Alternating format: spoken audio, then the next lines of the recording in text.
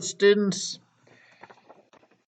I should have did that before I turned the recording on.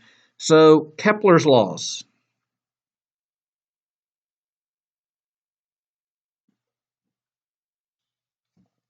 So, the story goes, and I'll be very brief because most of you are in astronomy. The story goes, people were trying to explain how the planets moved through the solar system. And the original explanation was that the Earth was at the center of the universe, and the planets moved, but sometimes in the sky they move backwards. And so you have to figure out why they're moving backwards. And they decided that it's all, planets are moving on little tiny circles which move on bigger circles around the Earth. And the Earth isn't quite at the center, the Earth is at the center because that's what they wanted, but the orbits aren't on Earth. It gets complicated. But they get us a thing that works, and it works because our perspectives are kind of relative. We can pretend all of what we want to that the Earth is not moving and figure out everything else. But it's a lot easier if we just recognize that everything's moving relative to something else.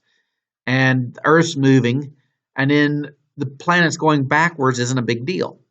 And so Copernicus said, well, let's put the sun at the center of the solar system, and let's keep these circles that everything's supposed to be orbiting on, because the Greeks said everything orbited on circles. And everything had to be perfect. That was their big thing. Everything was perfect. Well, everything's not perfect. And it turns out one is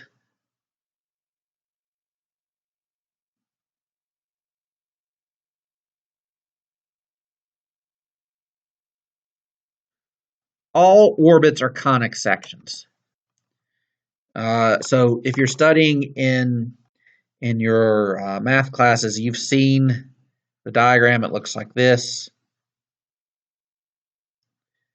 And you take a plane and it cuts through. All right, now would be a parabola because it's parallel to this, or this one would be a circle. All right, so that's what we mean by conic sections. So parabola, ellipse, hyperbola. And so we can also say that bounded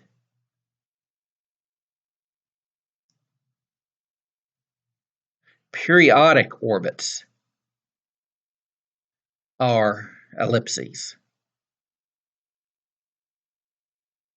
which are squash circles. Actually, let's see if I can do this. If you've ever done this trick to draw an ellipse, you have 2 points, a piece of string, and it draws around like that. All right, that's not very good, but you've seen that hopefully before. Squashed orbit. So ellipses have something that looks like, they have a formula that looks like x squared over a squared plus y squared over b squared is c squared, something like that. And so these a's and b's are a way of getting the squashing down.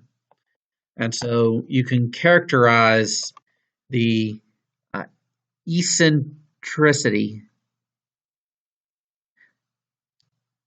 as c over a. And so if it's a circle, then for a circle, A and B is effectively 1. And I should probably say like R squared over C squared or something like that. But the point of this is this thing would be 0 if it's a circle, and 1 if it's really, really, really squashed, stretched out. Basically a parabola.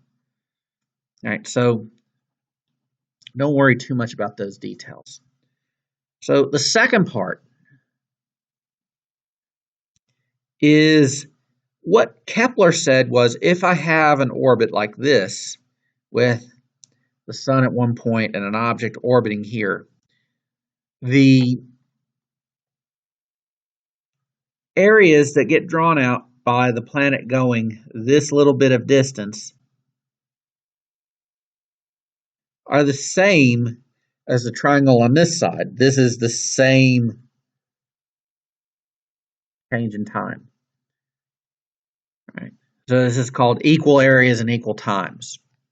Now, this is really, so let me write that out, equal areas in equal times. What this really is twofold. One, conservation of energy says that I should be able to relate the total energy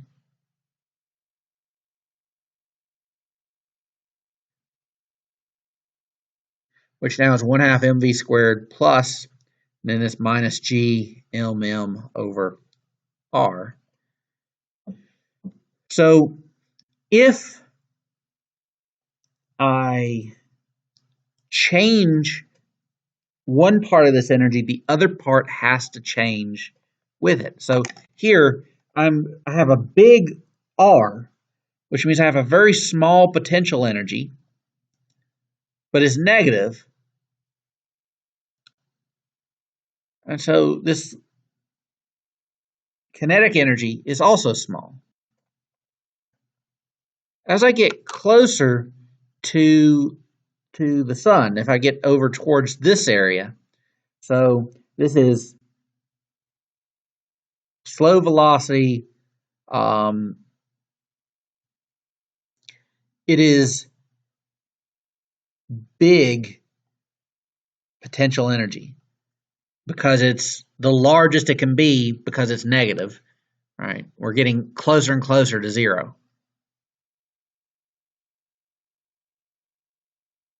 Over here, we're getting small is more negative energy. So that means we have to have large velocity here. We have to go faster when we're closer to the sun.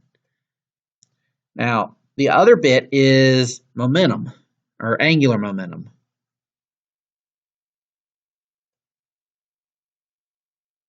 And for angular momentum, we can define it. It's basically the radius times the regular momentum. So here we have an object orbiting. It has some momentum.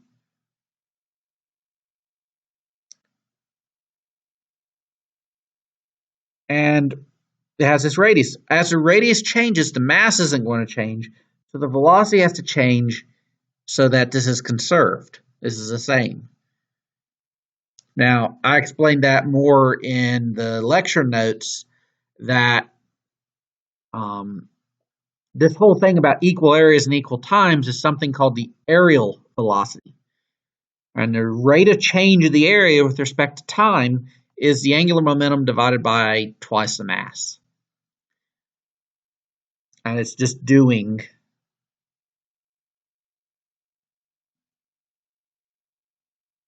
is just looking at, the area of that triangle is 1/2. One side is r and the other side is v. So, that's what we meant by equal areas and equal time. It's a statement of momentum conservation, but both of these have to be true. And that's what makes the orbits ellipses. Ellipses and any sort of conic section are the only things where we can conserve both angular momentum and energy and have a nice stable orbit that makes sense.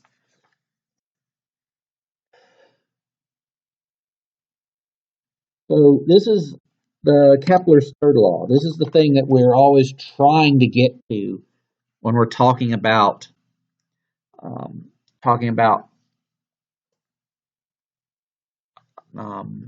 what am I thinking of? We're talking about uh, figuring out stuff about planet orbits. So Kepler's third law says if something is orbiting, usually it's some statement like the period squared is proportional to the distance cubed. Right? And I gave you a formula for that in the notes. I'm just going to quickly rederive it. But the idea is that the gravitational force has to be the net circular force. It's the bit that makes it go in a circle. It's an ellipse, but it's still the same sort of thing. And you can prove it for an ellipse, but that is above our pay grade right now. So the gravitational force is G, big mass, little mass over radius squared. And then the other side is little mass times V squared over R. And so you can rearrange this, and what you get out of this is the orbital velocity. But that velocity also has to be 2 pi r over t. So the idea is we should be able to get rid of the velocity. We should just be able to set these things equal.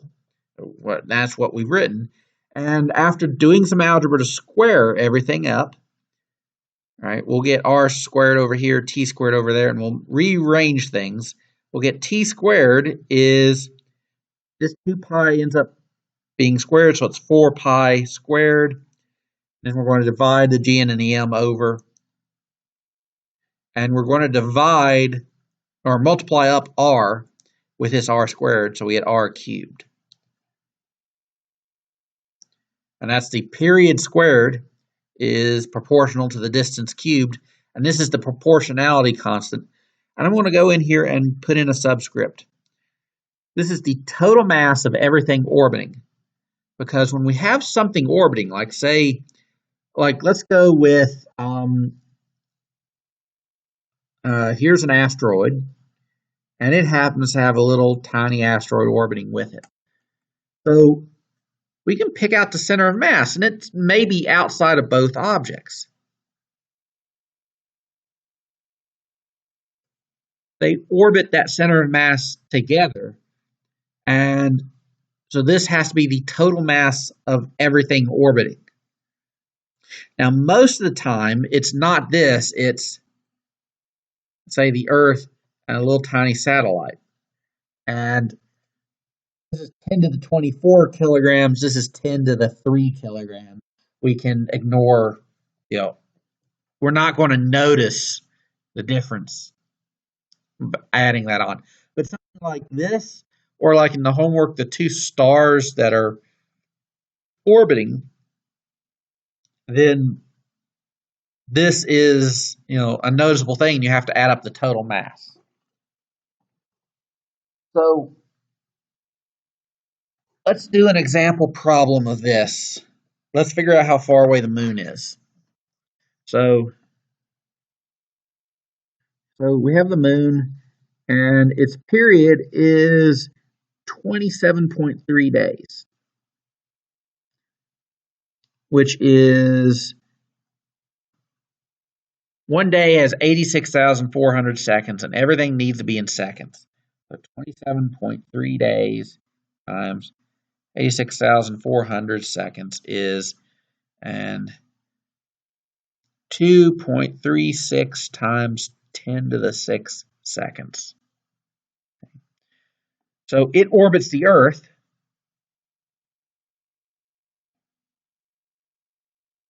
All right, there's the Earth, the moon. So we can look these up. This is 6 times 10 to the 24 kilograms. And this is going to be something like 7 times 10 to the 22 kilograms. So this is still the dominant mass. And to 2 sig figs, we can ignore the moon's mass, though we really probably shouldn't. And we can ignore that the moon's orbiting in slightly of an ellipse. It's mostly circular. And so t squared is 4 pi squared over gm radius cubed. So we're going to rearrange this. The radius, the distance that it orbits at, is going to be gm over 4 pi squared t squared, and then this is a cube root. So you should look at your calculator and try to figure out how to get a cube root out of it. You can't just do square root. You're going to have to do something like this power button. This has x to the y, so you put in a number like 3, and then you raise it to the third power, that's 27. Or 3 raised to the fourth power is 81. But you can also do 3 raised to the 1/2, and that should be the square root of 3. Okay. And then this thing has a secondary function, so it's x to the 1 over y, so I could do 3 secondary function raised to 2 gives me square root of 3. So you should figure out on your calculator how to do that. But this is, at this point, it's plug and chug. We're going to want to do the third root of 6.67 times 10 to the minus 11 Newton meter squared per kilogram squared. And you might be asking, Dr. Fraser, why do we write down the units all the time? I do it because you don't. Everyone needs to be writing these units down and canceling them out and making sure that everything is in kilograms, meters, and seconds. So we'll have 6 times 10 to the 24. You could correct this. This would be like 5.97 and 0.07, so it'd be like 6.04. Again, 1 sig fig.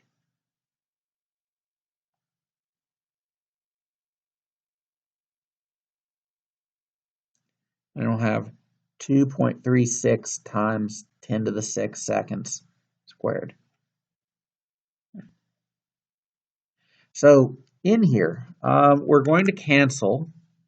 First, we're going to make this newtons a kilogram meter per second squared. So we're going to cancel a meter here with that. Cancel a kilogram with that kilogram.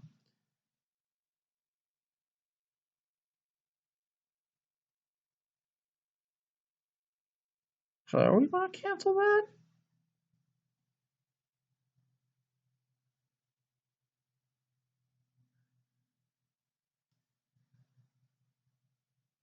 We're not canceling that. That's on top. That gives us a 3 there, meters cubed. And then the second squared is going to cancel that second squared. And that kilogram cancels with that kilogram again. So our units here are going to be meters cubed. And we take the cube root, so we get meters out of it. So we're okay with that. And then it's just plug and chug. I'll set this so you can see it.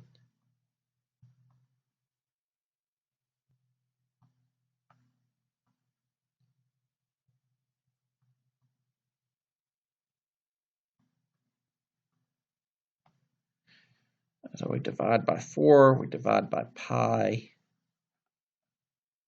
squared. And then we take the cube root. And so I get this number, which is 383.6 times 10 to the 6 meters, or 383.6 times 10 to the 3 kilometers, or 380,000 kilometers. That sounds about right. And if you go look up the distance to the moon, now the distance to the moon starts 6,400 meters from the center of the Earth. So you get some variation in this, but it's about right.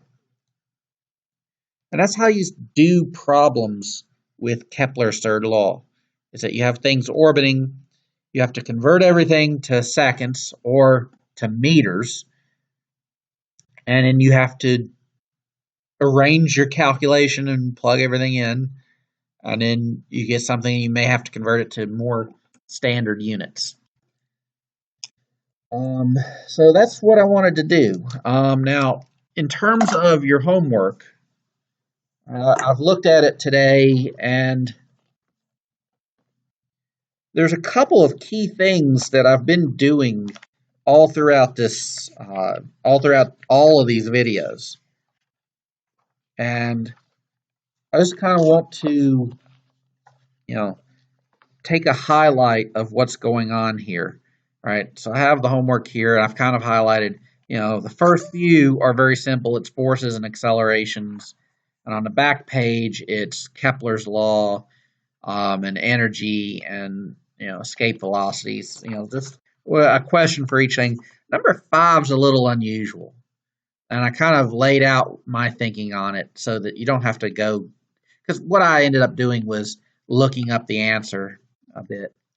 But the gist of it is, whenever we're doing these sorts of problems, all right, is note that I kind of started with certain principles. All right, the gravitational force has to equal the circular force here.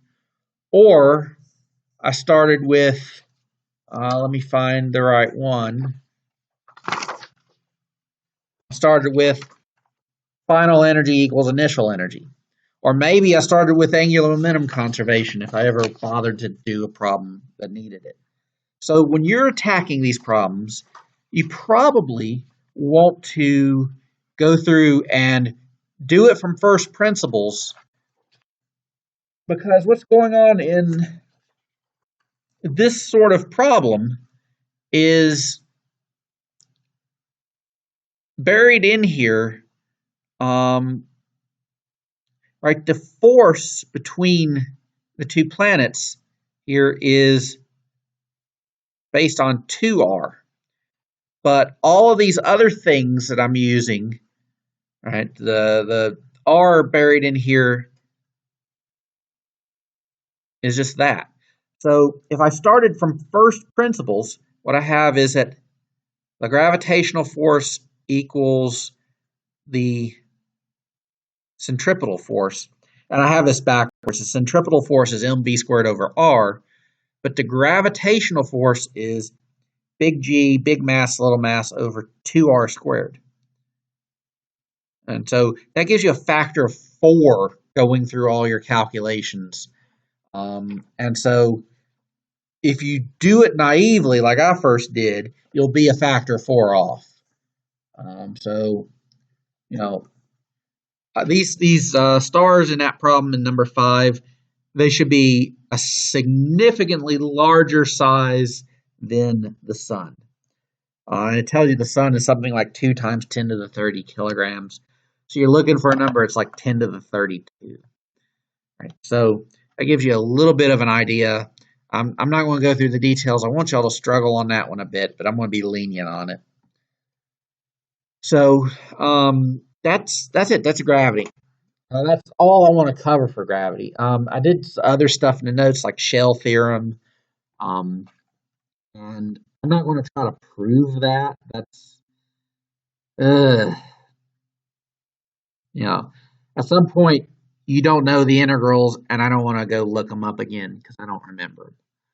But we will have to deal with the same sort of concept when we do electricity and magnetism second semester.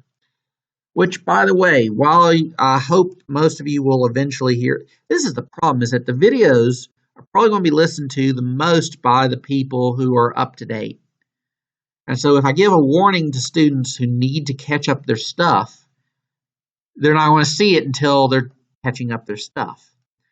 So what I want to say here is this is week 12 of 15. We've got 3 weeks until the final. The final assessment is going to be something sort of like the normal assessments, but it's going to be comprehensive. It's going to be a thing where you have to apply this knowledge. You can't just remember that gravity points downwards. You kind of have to calculate some stuff and show some interest in the class, basically. So, you know, we're going to go through and get you ready for it, but part of that means you have to kind of keep up with the class. And, if you haven't been keeping up with the class, you're falling further behind day by day, and that kind of gets no bueno. All right, is eventually you don't have enough time to learn everything, and so you do what students do all of the time, and then they half learn it poorly, and they don't know it when it comes time to apply the information. So if you're watching this within a couple of days of me talking to you, you're probably okay. But if you have outstanding work, try to get that in. All right, that's all I really wanted to talk about here. So I'm going to end this video. How do I do that?